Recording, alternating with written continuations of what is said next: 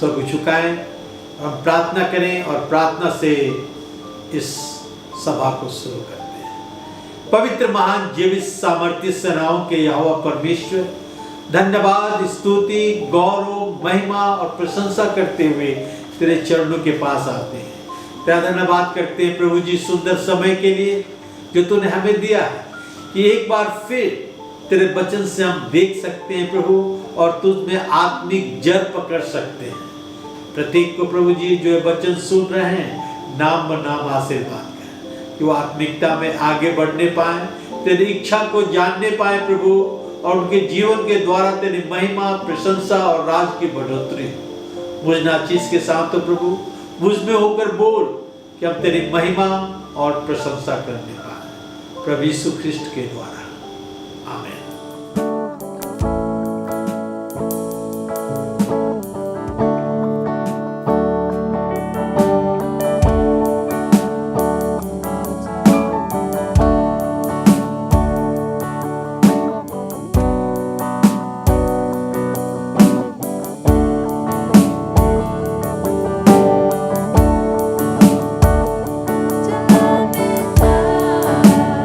अपने राहों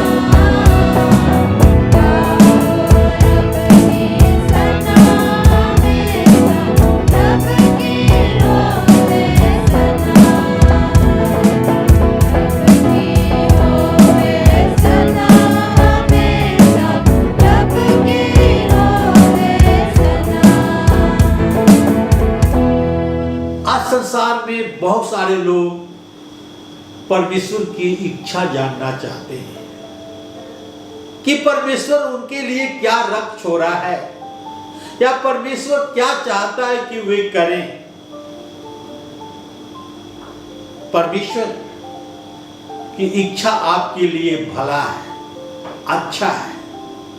इसलिए तो परमेश्वर ने आपको चुना है, इसलिए परमेश्वर ने आपको बुलाया है।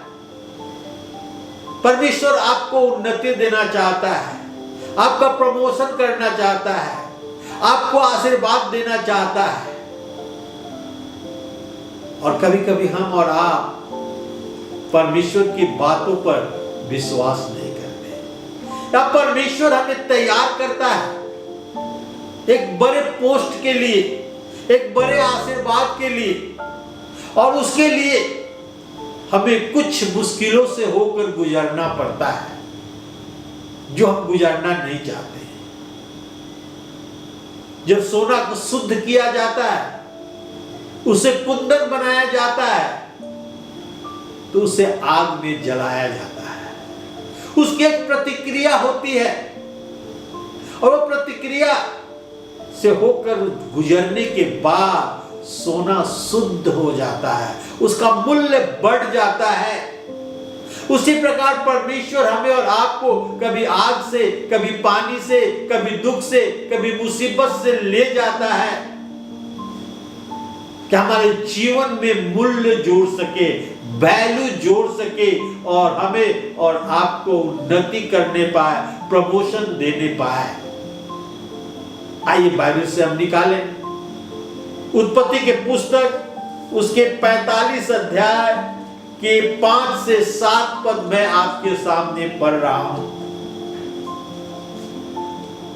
अब तुम लोग मत पछताओ, और तुमने जो मुझे यहां बेच डाला इससे उदास मत हो, क्योंकि परमेश्वर ने तुम्हारे प्राण बचाने के लिए मुझे तुम्हारे आगे भेज दिया है। क्योंकि अब 2 वर्ष से इस देश में अकाल है, और 5 वर्ष और ऐसा ही होंगे कि उनमें न तो कुछ हल चलेगा और न अन्न काटा जाएगा।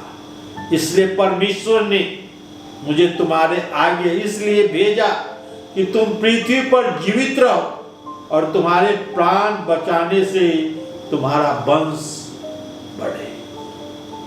ये यूसुफ अपने भाइयों से कह रहा है। जब उसके भाई यूसुफ के पास आए थे अन्न खरीदने के लिए, वो यूसुफ को पहचान नहीं पाए कि यूसुफ मिस्र का प्रधानमंत्री बन गया है। ये वही भाई थे जो यूसुफ को गड्ढे में डाल दिया था, एक सूखे कुएं में डाल दिया था, वहां से निकाल कर इस्माइलियों के हाथ में बेच दिया था। उन्होंने पोतीफर के घर में उन्हें बेच दिया। पोतीफर के घर में झूठा इल्जाम लगाकर उसे बंदीगृह में डाल दिया गया। और एक दिन परमेश्वर ने उसे बंदीगृह से निकालकर और राजभवन पहुंचाया, जहां वो पूरे मिस्र का प्रधानमंत्री बनाया गया। राजा एक स्वप्न देखा, और वो स्वप्न का अर्थ जानना चाहता था, और कोई उस स्वप्न का अर्थ न बताया। पर राजा के पिलाने हारे ने कहा कि जब मैं बंदीगृह में था तो एक इब्री नौजवान है जो मेरे स्वप्न का अर्थ बताया, और ठीक वैसा ही हुआ। वो राजा के स्वप्न का अर्थ बता सकता है। तुरंत यूसुफ को राज दरबार में बुलाया जाता है, उसे नहलाया जाता है। हो सकता है उसका बाल काटा गया हो, उसका दाढ़ी जो बढ़ गया था वो ठीक किया गया होगा। और राजा के दरबार में आकर वो राजा के स्वप्न का अर्थ बताता है। राजा, तूने 2 स्वप्न देखा है, और दोनों का अर्थ एक ही है। तूने देखा कि नील नदी से 7 मोटी मोटी गाय निकली, और उसके बाद 7 पतली दुबली हुई गाय निकली और मोटी गायों को निगल गई और फिर वो पतली दुबली ही रही। उसके बाद तूने देखा कि नील नदी से 7 गेहूं के मोटे मोटे बाल निकले। उसके बाद पुरवाई से मारा हुआ 7 दुबले पतले बाल निकले और वो मोटे बालों को निगल गए, फिर भी वो पतले ही रहे। ये दोनों का अर्थ एक ही है कि पहले 7 वर्ष तुम्हारे राज में बहुतायत से फल होगा, उत्पन्न होगा, जो खेती होगा उसमें बहुतायत फसल होगी। और उसके आगे 7 वर्ष ऐसे आएंगे कि पहले 7 वर्ष को लोग भूल जाएंगे, अकाल पड़ेगा। इसलिए तू एक बुद्धिमान व्यक्ति को नियुक्त कर कि पहले 7 वर्ष में इतना अन्न जमा करे कि दूसरे 7 वर्ष के लिए पर्याप्त हो। और राजा यूसुफ को ही प्रधानमंत्री बना दिया और सब देख रेख करने के लिए उसके हाथ में दे दिया। सारे संसार में अकाल पड़ा था और यूसुफ के भाई अन्न खरीदने के लिए जब उन्हें मालूम हुआ कि मिस्र में बहुत सारा अन्न है, खरीदने के लिए आए। और जब यूसुफ अपने आप को उन पर प्रकट किया और उससे कहता है, अब तुम लोग मत पछताओ और तुमने जो मुझसे बेच डाला इसे उदास मत हो, क्योंकि परमेश्वर ने तुम्हारे प्राण को बचाने के लिए मुझे तुम्हारे आगे यहां भेज दिया है। और अपने भाइयों को प्राण को बचाता है। परमेश्वर की इच्छा यूसुफ के लिए था कि यूसुफ को वो विश्व का प्रधानमंत्री बनाए, इसलिए उसे गुजरना पड़ा। उसके भाइयों के हाथ से सूखे कुएं में डाला गया, इस्माइलियों के हाथ में बेच दिया गया। इस्माइलियों ने पोतीफर के घर में बेच दिया, पोतीफर के घर में झूठा इल्जाम लगा के उसे बंदी गृह में डाल दिया गया और परमेश्वर उसे तैयार कर रहा था। God was positioning him to be the prime minister of Egypt. उसे जाना पड़ा दुख और तकलीफ से, और तब एक दिन अचानक परमेश्वर उसे मिस्र का प्रधानमंत्री बना देता है। परमेश्वर की इच्छा आपके लिए क्या है? आपके जीवन में क्या है? हम सभी जानना चाहते हैं। हम जानना चाहते हैं कि एक तो ब्लूप्रिंट आकाश से स्वर्ग से हमारे पास आए कि पढ़ाई लिखने के बाद हम कहां काम करेंगे, किस घर में रहेंगे, किससे हमारी शादी होगी। और हम यही चाहते हैं, लेकिन नहीं, परमेश्वर ऐसा नहीं करता। परमेश्वर यहां ऐसा नहीं करता। परमेश्वर प्रिंट आउट नहीं देता। बाइबल में कुछ गाइडलाइन है उन सब के लिए जो अपने जीवन में परमेश्वर की इच्छा जानना चाहते हैं। जब आप फैसला कर लेते हैं तो आप, या जब आप फैसला लेने वाले हैं तो आप परमेश्वर को इसमें शामिल करें। परमेश्वर आपको बनाया है और आपके लिए चिंतित है। वो अपनी इच्छा आप पर प्रकट करना चाहता है कि आप अपने जीवन में अच्छी तरह से जीवन व्यतीत करने पाए, अपने जीवन को इन्वेस्ट करें परमेश्वर की इच्छा के अनुसार, कि आपके जीवन के द्वारा परमेश्वर की महिमा, प्रशंसा, स्तुति और जय जयकार हो। अगुवाई के लिए परमेश्वर की प्रतिज्ञा। परमेश्वर हमसे प्रतिज्ञा किया है कि वो हमारी अगुवाई करेगा। भजन संहिता 32 के 8 पद में लिखा है, मैं तुझे बुद्धि दूंगा और जिस मार्ग में तुझे चलना होगा मैं तेरी अगुवाई करूंगा और तुझ पर कृपा दृष्टि रखूंगा और सम्मति दिया करूंगा।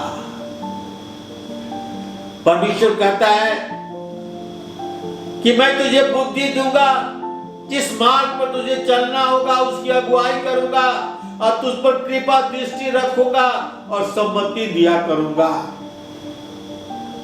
परमेश्वर हमसे प्रतिज्ञा किया है कि वो बुद्धि देगा, जिस मार्ग में हमें चलना होगा उसमें अगुवाई करेगा, अपनी कृपा दृष्टि हम पर बनाए रखेगा और हमें सम्मति देगा। परमेश्वर अपने प्रतिज्ञा को तोड़ता नहीं और हमें भी परमेश्वर से प्रतिज्ञा करना है कि हम उसके अनुसार चलेंगे। बाइबल में जो प्रतिज्ञा परमेश्वर ने हमसे किया है वो सदा पूरा करता है। परमेश्वर कभी अपने प्रतिज्ञा को तोड़ता नहीं है। परमेश्वर अपने लोगों की रक्षा करता है, प्रतिज्ञा किया है कि उनकी रक्षा करेगा, उनकी समस्याओं का समाधान करेगा। मूसा के साथ परमेश्वर रहा, उसकी अगुवाई किया। दानियल के साथ परमेश्वर रहा, उसकी अगुवाई किया।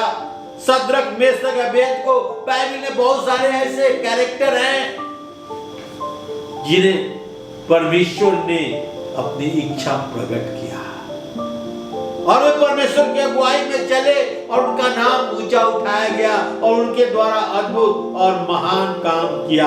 परमेश्वर ने उन्हें जयवंत किया है और परमेश्वर हमें भी आज जयवंत करना चाहता है। जब आप यात्रा करने की योजना बनाते हैं तो उसका ब्लूप्रिंट बनाते हैं, किस प्रकार जाना है, कहां जाना है, कैसे जाना है। क्या परमेश्वर से भी हम मार्गदर्शन लेते हैं? क्या परमेश्वर के अधीन होकर योजना बनाते हैं? भजन संहिता 48 के 14 पद में लिखा है, उसकी सामर्थ, उसकी चिंता, उसका ज्ञान उसी प्रकार है जिस प्रकार शुरू में था। जिस प्रकार उसने मूसा की अगुवाई की, जिस प्रकार उसने अब्राहम की अगुवाई की, जिस प्रकार उसने पौलुस की अगुवाई की, वो हमारी अगुवाई करता है।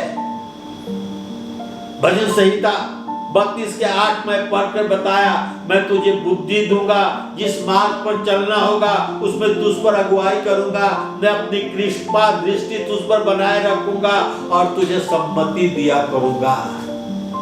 परमेश्वर को इच्छा जानना है तो हमें परमेश्वर के रास्ते पर चलना है।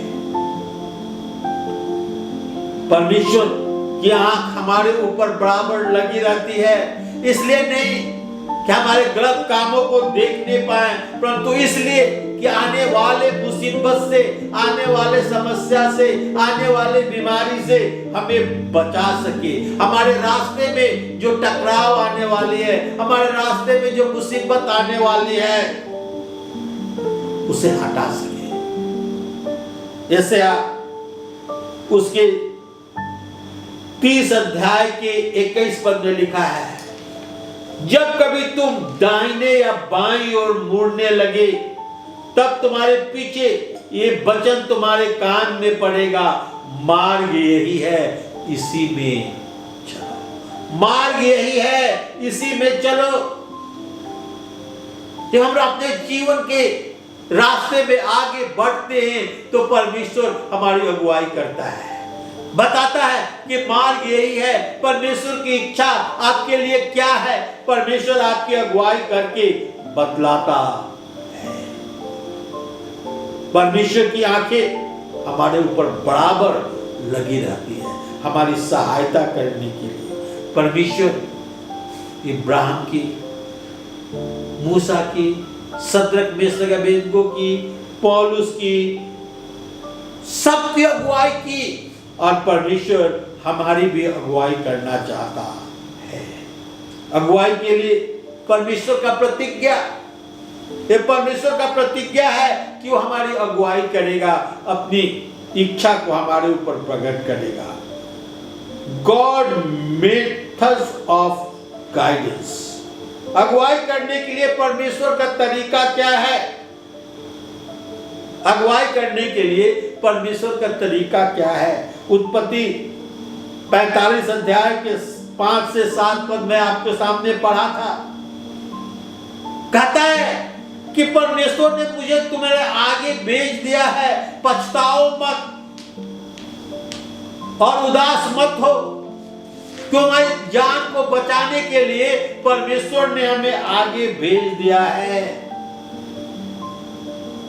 जब हम नहीं जानते और परमेश्वर हमें आगे भेजता है, हम पर दुख और मुसीबत लाता है, तो परमेश्वर की योजना है, परमेश्वर की इच्छा है कि हमारी उन्नति हो। वो हमें तैयार करता है, He positions us, कि हम एक बड़े ओहदे लेने के लिए तैयार किया जा सके। क्योंकि भिन्न भिन्न प्रकार के लोग होते हैं और परमेश्वर भिन्न भिन्न प्रकार के तरीके को इस्तेमाल करता है कि हम और आप आगे बढ़े, हमारे जीवन में प्रमोशन हो। वो जानता है कि हमारे जीवन में क्या चीज सबसे अधिक प्रभाव डाल सकता है और उसी के अनुसार वो काम करता है। परमेश्वर जानता है कि आप खास परिस्थिति से गुजर रहे हैं और क्या तरीका आपके लिए प्रभावशाली होगी।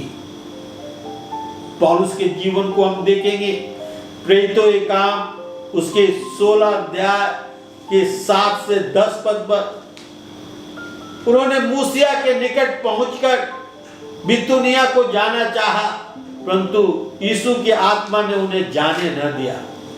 अतः वे मूसिया से होकर तुरोआस में आए। वहां पौलुस ने रात को एक दर्शन देखा। एक मकदूनी पुरुष खड़ा हुआ उनसे विनती करते कह रहा है, पार उतर कर मकदूनिया में आ और हमारी सहायता कर।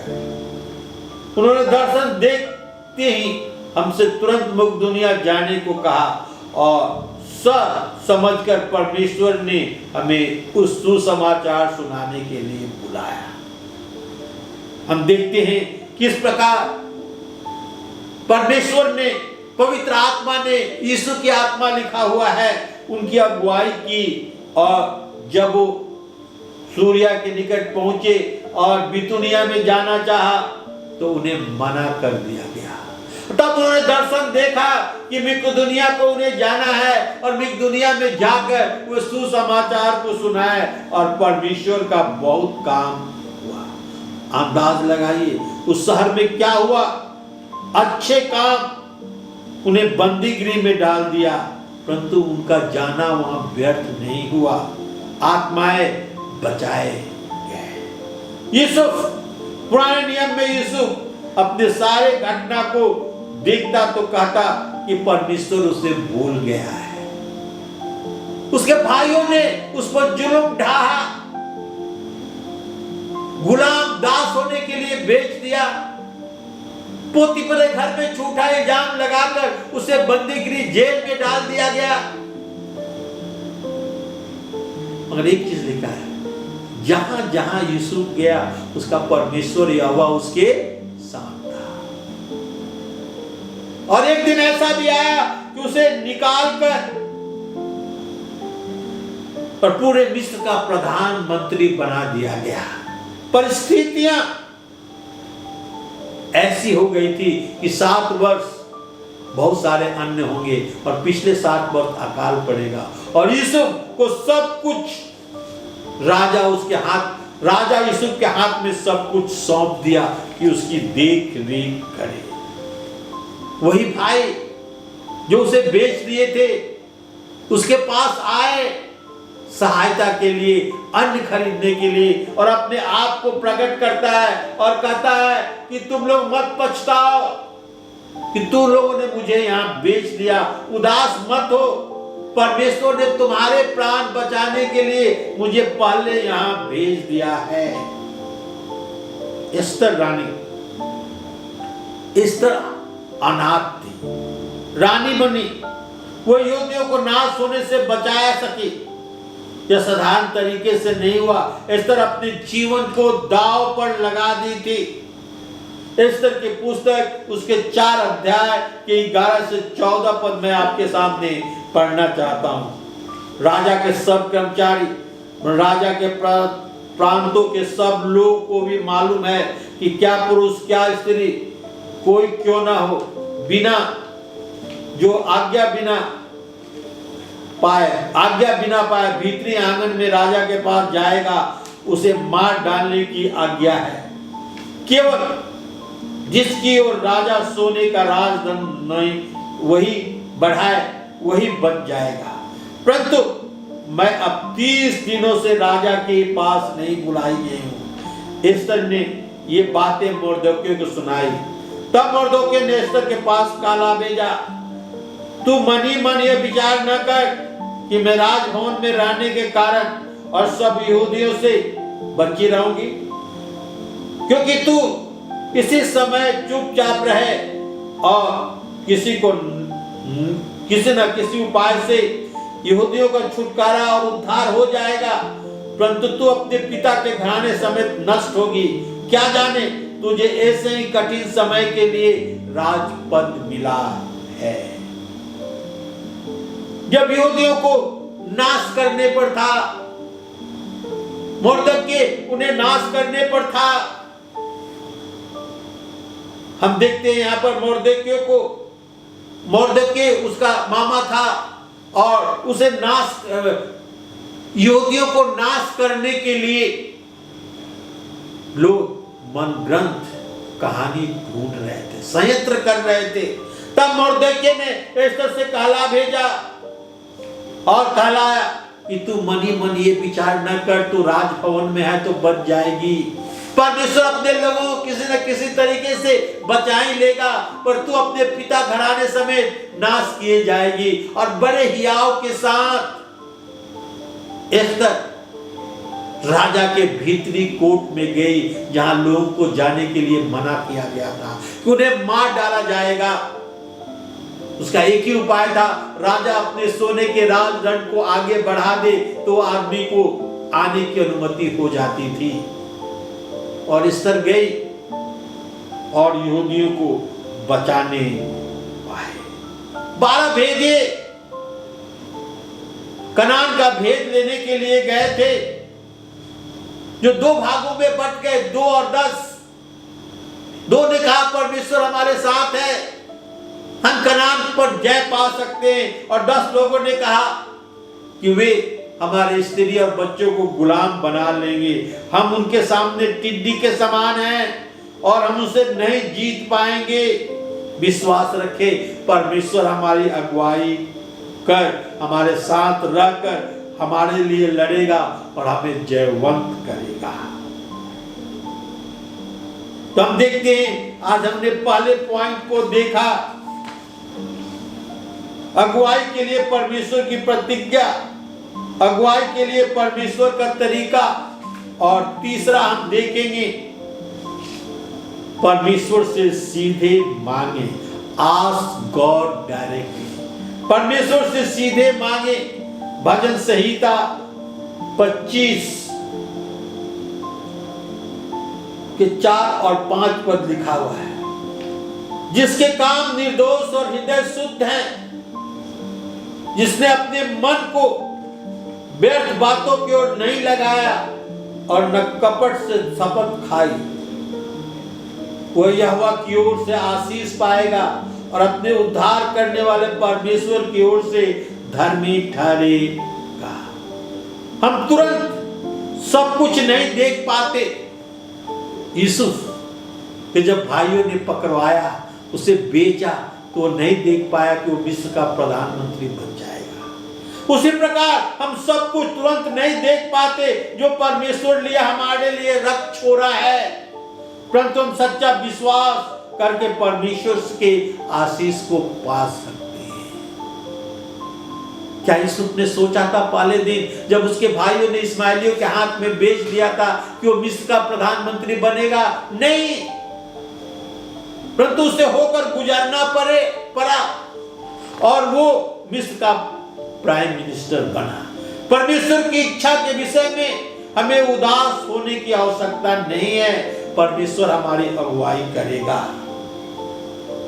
भजन संहिता 27 के 11 पद में लिखा हुआ है, हे यहोवा अपने मार्ग में मेरी अगुवाई कर और मेरे द्रोहियों के कारण मुझे चौरस रास्ते पर ले चल।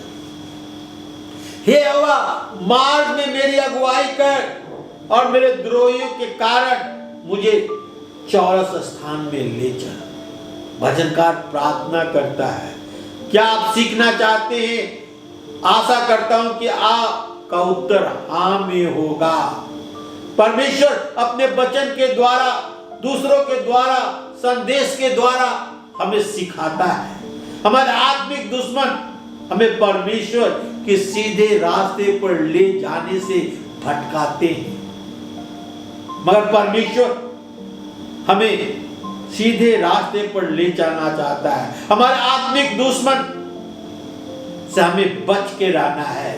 हमारे परमेश्वर के लोग, मित्रगण हमारे फैसले के विषय में प्रश्न पूछ सकते हैं। वे हमारे दुश्मन नहीं है, परंतु हमारे शुभ चिंतक हैं। मत्ती रचित सुसमाचार 6 अध्याय के 33 पद में लिखा हुआ है, और हमें परीक्षा में न ला, परंतु बुराई से बचा, क्योंकि राज, प्रकट और महिमा सदा तेरे ही है। आमीन। हमें प्रार्थना करना है जिस प्रकार प्रभु यीशु मसीह ने हमें प्रार्थना करना सिखाया कि हमें परीक्षा में न ला। शैतान हमें परीक्षा में लाना चाहता है। हमारे परमेश्वर के पास उत्तम योजना है हमारे लिए, और वो हमें उसे देना चाहता है यदि हम उससे मांगे। लिखा है, मांगो तो तुम्हें दिया जाएगा, ढूंढो तो तुम पाओगे, खटखटाओ तो तुम्हारे लिए मार्ग खोला जाएगा। जब हम परमेश्वर की अगुवाई मांगते हैं तो परमेश्वर हमारी अगुवाई करता है। उसे ऑप्शनल न समझे। परमेश्वर की अगुवाई को हम ऑप्शनल न समझे, उसी पर हमें चलना है। जब हम परमेश्वर की इच्छा को जानते हैं और वो हम पर प्रकट करता है, तो हमें चाहिए कि परमेश्वर को हम प्रसन्न करें और उसकी इच्छा के अनुसार चलें। नीति वचन उसके 3 अध्याय के 5 और 6 पद में लिखा हुआ है, तू अपनी समझ का सहारा ना लेना, पर संपूर्ण मन से यहोवा पर भरोसा रखना, उसी को स्मरण करके सब काम करना, तब वो तेरे लिए सीधा मार्ग निकालेगा। तू अपने समझ का सहारा ना लेना, परंतु संपूर्ण मन से यहोवा पर भरोसा रखना, उसी को स्मरण करके अपने सब काम करना, और तेरे लिए वो सीधा मार्ग निकालेगा। हमारा परमेश्वर हमारी सहायता, मदद और अगुवाई करने के लिए सदा तैयार है। वो हमें कभी नहीं छोड़ता। बहुत पहले की बात है, मेरे पास उस समय केवल स्कूटर था और बहुत जरूरी काम था, और अचानक स्कूटर का चाबी मिल नहीं रहा था, कहीं खो गया। बहुत ढूंढा, कहीं नहीं मिला। 2-3 घंटे के बाद मैंने उसे पाया कि मेरे पिछले जेब में वो है। कभी कभी हमारा यह अनुभव होता है कि हमारे आसपास ही वो होता है जिसकी इच्छा हम करते हैं, जिसके लिए हम खोज करते हैं, पर हम उसे ढूंढते हैं।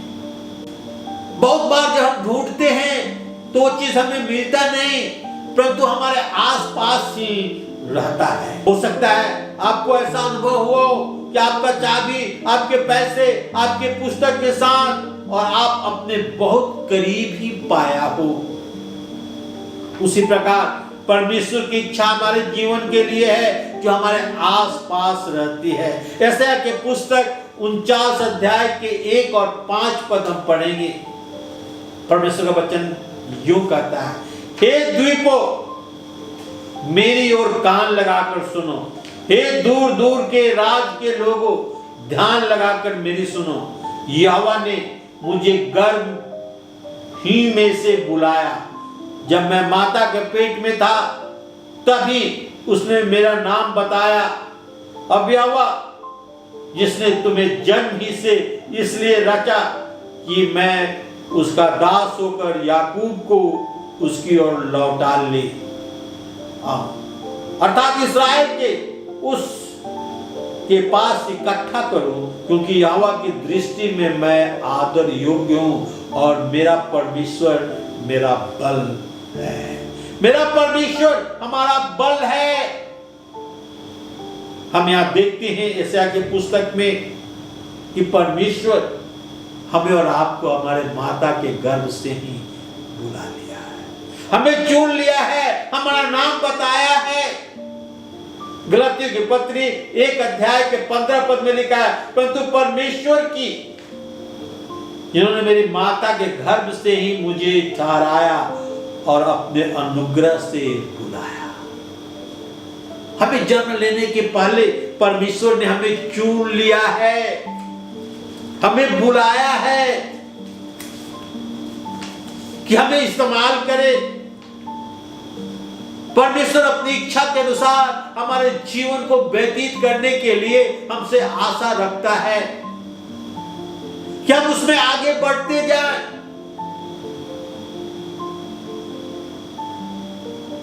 तैयारी में हमें कभी कभी दुख उठाना पड़ता है, तकलीफ उठाना पड़ता है, मुसीबत से गुजरना पड़ता है। जिस प्रकार सदरक मेशक अबेदनगो को आग से होकर गुजरना पड़ा, यूसुफ को गुलाम होना पड़ा, झूठा इल्जाम लगाकर बंदीगृह में डालना पड़ा,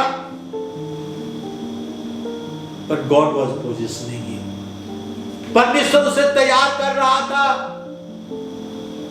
कि वो विश्व का प्रधानमंत्री बन जाए। उसी प्रकार परमेश्वर हमें और आपको तैयार करता है ऊंचे पद के लिए, प्रमोशन के लिए।